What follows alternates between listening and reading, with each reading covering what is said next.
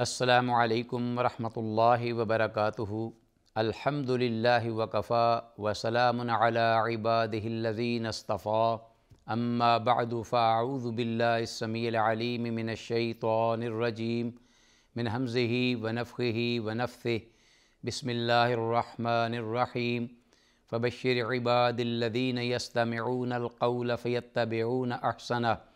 اولئک الذین ھداھم اللہ وَأُولَئِكَ هُمْ أُولُو الْأَلْبَابِ۔ ناظرین، پیش خدمت ہے پروگرام صوت ہادی، اور بارگاہ عزدی میں دعا ہے کہ اللہ تعالیٰ اس پروگرام کے ضمن میں ہونے والی گفتگو جو کہ کتاب اللہ سنت رسول اللہ صلی اللہ علیہ وسلم کی تعلیمات پر مشتمل ہو، ہمیں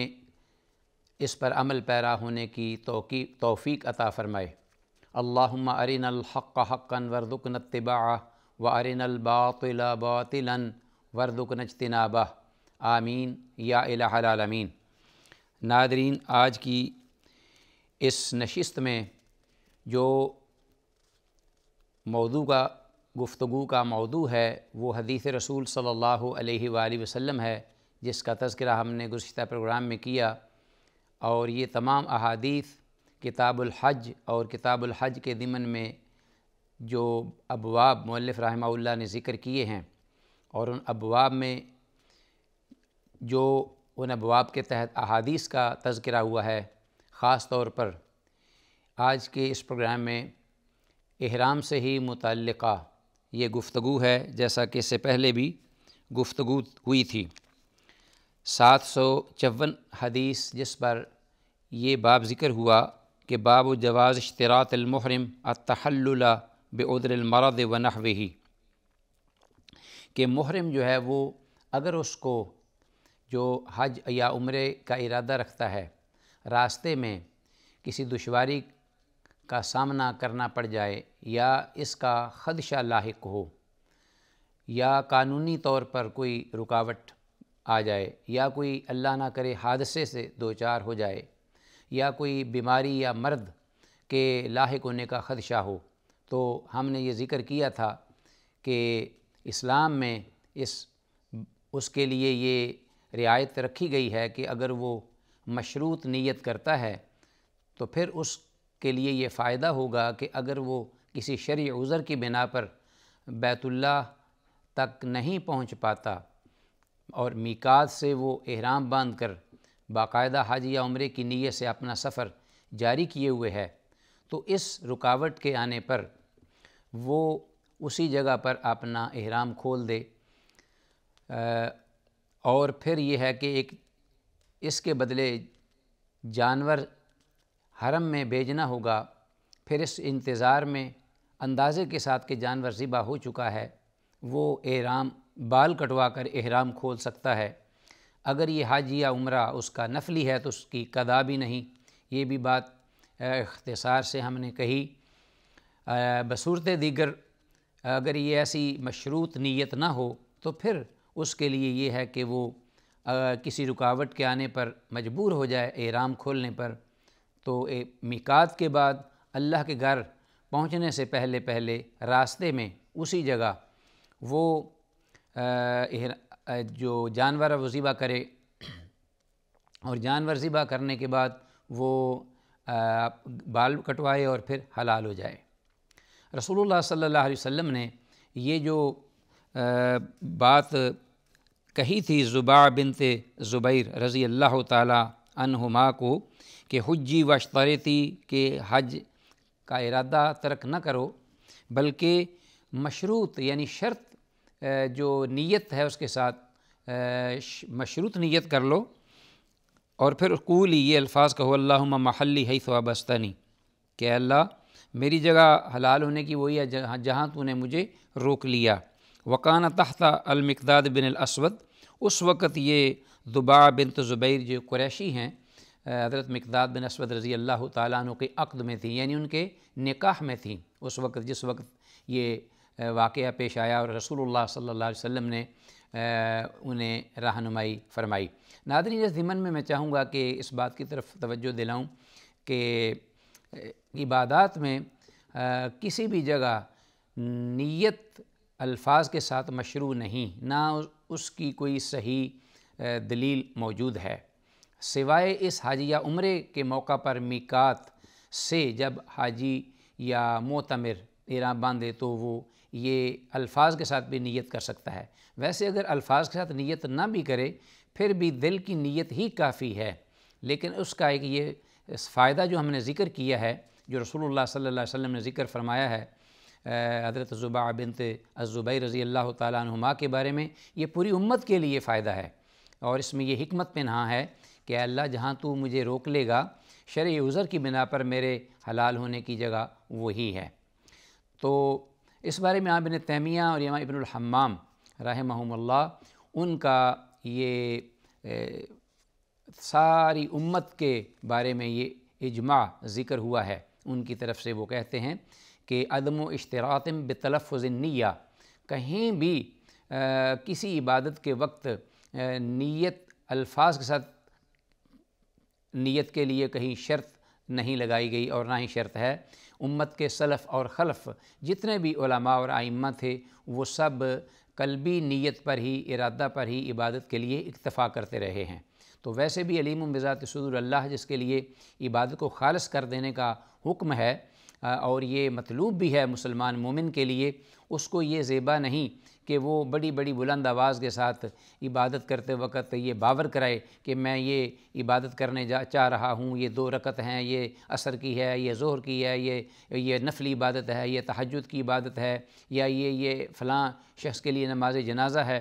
تو دل کا ارادہ ہی نیت، اسی پر ہی اکتفا کیا گیا شریعت طاہرہ میں۔ قُلْ أَتُعَلِّمُونَ اللَّهَ بِدِينِكُمْ، کیا تم اس اللہ کو جو زمین و آسمان کے بھی غیب کو جاننے والا ہے اس کو اپنے دین کی بابت بتلانا چاہتے ہو، جتلانا چاہتے ہو؟ وہ تو علیم بذات الصدور ہے، اور وہ کہتا ہے وَنَحْنُ أَقْرَبُ إِلَيْهِ مِنْ حَبْلِ الْوَرِيدِ۔ تو اس لیے یہاں اس حدیث میں کہ یہ الفاظ شرط کے سن کر یا سمجھ کر کہیں کوئی یہ شخص محسوس نہ کرے کہ اس عبادت میں اگر الفاظ کے ساتھ نیت رسول اللہ صلی اللہ علیہ وسلم نے ذکر فرمائی ہے تو دیگر عبادات میں بھی ہم الفاظ کے ساتھ نیت کر سکتے ہیں، نہیں، صرف اس عبادت میں یہاں ذکر ہوا ہے اور وہ بھی نص صریح ہے، اور اس کے ساتھ بھی حکمت پنہاں ہے۔ دیگر اور کسی بھی جگہ میں کوئی بھی نماز یا عبادت کی قسم ہو، وہاں نیت الفاظ کے ساتھ کرنا اس کی کوئی دلیل نہیں ہے، شرعی دلیل صحیح حدیث سے یا صحیح سند سے کوئی بھی روایت وارد نہیں ہے۔ آتے ہیں اس کے بعد اسی باب کے ضمن میں آگے ایک دوسرا باب یا ایسی کتاب کے ضمن میں جو مؤلف رحمہ اللہ نے ذکر کیا ہے احرام کی قسمیں، کہ وہ حج، اصل میں احرام کی قسموں سے مراد حج کی قسمیں ہیں جو اللہ احکم الحاکمین نے رحمت للعالمین کی ذریعے امت پر یہ عائد کی ہیں۔ تو اس میں کیا حکمت ہے؟ حج کا احرام ایک قسم کے لیے نہیں بلکہ حج کی متعدد اقسام ہے جس کے لیے احرام باندھا جا سکتا ہے۔ تو سب سے پہلے میں باب ذکر کروں گا، الفاظ کیا ہیں اس کے، اور اس کے بعد اس کے متعلقہ حدیث ذکر ہوگی۔ مؤلف رحمہ اللہ کہتے ہیں باب بیان وجوہ الاحرام وَإِنَّهُ يَجُوزُ إِفْرَادُ الْحَجِّ وَالتَّمَتُّعُ وَالْقِرْآنِ وَجَوَازُ إِدْخَالِ الْحَجِّ عَلَى الْعُمْرَةِ وَمَتَى يَحِلُّ الْقَارِنُ مِن نُسُكِهِ۔ یہ ایک عبارت جو عربی زبان میں مؤلف رحمہ اللہ نے باب کے ضمن میں ذکر کی ہے، اس کا مختصر اور با محاورہ جو مفہوم ہے وہ یہی ہے کہ احرام کی کتنی قسمیں ہیں، ان کا بیان، ان کا ذکر، اس کے ساتھ تمتع ہے، افراد ہے اور حج قران ہے، اور پھر اس کے ساتھ یہ کہ اگر کوئی شخص عمرہ کی نیت میں اس عبادت میں داخل ہو عمرے کی غرض سے اور وہ آغاز کر لے اس عبادت کا حج کے ساتھ، تو کوئی شرعی عذر لاحق ہو جائے تو یہ جائز ہے کہ وہ شخص جو ہے اس احرام کو حج میں بدل دے، حج کے احرام میں بدل دے، اور وہ حج کے احرام میں بدلے گا تلبیہ کرتے ہوئے نیت کے ساتھ، ارادے کے ساتھ۔ اس بارے میں یہ حدیث ہے ہمارے پاس، حدیث نمبر 755 755، حضرت عائشہ ام المومنین رضی اللہ تعالی عنہ، اللہ کے نبی صلی اللہ علیہ وسلم کی زوجہ محترمہ، قالت کہتی ہیں خرجنا مع النبی صلی اللہ علیہ وسلم فی حجۃ الوداع کہ ہم اللہ کے نبی صلی اللہ علیہ وآلہ وسلم کی رفاقت میں حجۃ الوداع میں یا اس کی ادائیگی کے لیے نکلے۔ تو یہ آپ صلی اللہ علیہ وسلم کا حج تھا جو آپ کی آخری عمر میں آپ نے ادا فرمایا، اور ایک ہی حج آپ نے اپنی زندگی میں ادا فرمایا ہے۔ تو اس حج میں آپ کے ساتھ ازواج مطہرات بھی تھیں، حضرت صفیہ رضی اللہ تعالیٰ عنہ اور اس حضرت عائشہ رضی اللہ تعالیٰ عنہ، جن کا باقاعدہ طور پہ ذکر بھی آتا ہے کہ ان کو ماہواری کے ایام سے بھی سامنا کرنا پڑا، جس سے امت کی خواتین کے لیے ایک بڑی رہنمائی تھی، اور اس میں یہ حکمت پہ نہاں ہے۔ خود یہ ذکر فرماتی ہیں ان حدیث میں تفصیل کے ساتھ کہ اللہ کے نبی صلی اللہ علیہ وسلم کی رفاقت میں حجۃ الوداع کے موقع پر فَأَحْلَلْنَا بِعُمْرَةٍ، ہم نے احرام باندھا یا نیت کی عمرہ کی۔ تو اس سے مراد ناظرین وہ عمرہ ہے جو کہ حج سے پہلے عمرہ کیا جاتا ہے، اور حج کی یہ وہ قسم ہے کہ جسے تمتع کے نام سے موسوم کیا جاتا ہے۔ میں چاہوں گا کہ اس سے پہلے کہ ہم حدیث کا بقیہ حصہ آپ کے گوش گزار کریں، میں حج کی جو 3 اقسام ہیں اختصار کے ساتھ وہ آپ کے گوش گزار کرتا چلوں، تاکہ آگے جو مسئلہ آئے گا اس میں پھر آپ کو سمجھنے میں آسانی رہے گی کہ حج قران کیا ہے، حج تمتع کیا ہے، اور حج افراد کیا ہے۔ ناظرین، حج افراد یا مفرد وہ حج کی قسم ہے کہ جس میں ایک حج کرنے والا شخص صرف اور صرف حج کا احرام باندھتا ہے، حج کی ہی نیت کرتا ہے، اور احرام میقات سے باندھتے وقت وہ الفاظ یہ ادا کرتا ہے اللہم لبیک حجۃً، کہ اے اللہ میں تیری بارگاہ میں تیرے لیے حج کی ادائیگی کے لیے حاضر ہوں۔ تو اس حج کے ساتھ عمرہ کا تعلق نہیں، نہ ہی قربانی ہے، اور نہ ہی اس عمرے کا ذکر کیا جاتا ہے نیت کے ساتھ۔ تو یہ حج مفرد یا افراد کہلاتا ہے کہ انسان جو ہے وہ صرف حج کرتا ہے، حج کے ارکان اور مناسک ادا کرتے ہوئے وہ فارغ ہو جاتا ہے، اور اس کو یہ پورا حج کا ثواب بھی دیا جاتا ہے، اور اس کے فرض کی ادائیگی بھی اللہ کی بارگاہ میں ہو جاتی ہے۔ ایک دوسرا حج ہے جسے کہتے ہیں حج تمتع۔ حج تمتع کا مطلب ہے فائدہ حاصل کرنا۔ وَمَن تَمَتَّعَ بِالْعُمْرَةِ إِلَى الْحَجِّ فَمَا اسْتَيْسَرَ مِنَ الْهَدْيِ۔ قرآن مجید میں اس کا ذکر ہوا ہے حج تمتع کے ادائیگی کے طریقے کے بارے میں بھی، اور احادیث میں بھی تفصیل سے۔ تو یہ وہ حج ہے کہ جس کے شروع میں انسان عمرے کا احرام باندھتا ہے نیت کرتے ہوئے، عمرہ ادا کرتا ہے، اور پورا عمرہ ادا کرنے کے بعد پھر وہ ایک بار وہ حلال ہو جاتا ہے، اسی طرح جس طرح کہ عام دنوں میں عمرہ کیا جاتا ہے، عام کپڑے پہنتا ہے، اور پھر اس کے بعد وہ انتظار کرتا ہے یوم ترویہ، یعنی 8ویں ذی الحج کا۔ 8ویں ذی الحج کا دن آتا ہے، تو اس دن جہاں کہیں بھی وہ ہوتا ہے حج کرنے والا شخص، وہ اپنے گھر سے یا اپنے مخیم یا جہاں کہیں بھی وہ رہتا ہے یا وہ انتظار میں تھا حج کی غرض سے، وہیں سے احرام باندھ کر مکہ میں خاص طور پر تلبیہ پڑھتے ہوئے حج کی نیت سے وہ نکلتا ہے منا کی طرف۔ تو یہ جو طریقہ کار ہے اسے کہتے ہیں حج تمتع۔ بقیہ وہ سارے حج کے مناسک ادا کرتا ہے، اور پھر اس میں ساتھ اس کو قربانی دینا بھی واجب ہے۔ ناظرین، ایک تیسری قسم ہے حج قران کی۔ حج قران کا مطلب ہوتا ہے ملانا۔ تو اس میں ایک حج کرنے والا شخص جب احرام کی نیت کرتا ہے حج کی، تو حج اور عمرے دونوں کا ایک ساتھ وہ احرام باندھتا ہے اور نیت بھی کرتا ہے۔ تو نیت کرتے وقت وہ یہ کہتا ہے الفاظ اللہم لبیک حجۃً و عمرہ یا عمرۃً و حجہ، کہ اے اللہ میں تیری بارگاہ میں حج اور عمرہ دونوں کے لیے ایک ساتھ حاضر ہوں۔ تو یہ نیت کرتے ہوئے ان حبسنی حابس فمحلی حیث حبستنی، یہ آگے مشروط نیت کرتا ہے تاکہ اگر وہ روک دیا جائے کسی عذر کی بنا پر تو وہ اس پر کوئی دم وغیرہ نہ پڑے۔ تو اس طرح وہ پورا بقیہ حج وہ ادا کرے گا۔ لیکن اس قران میں یہ اور تمتع میں فرق یہ ہے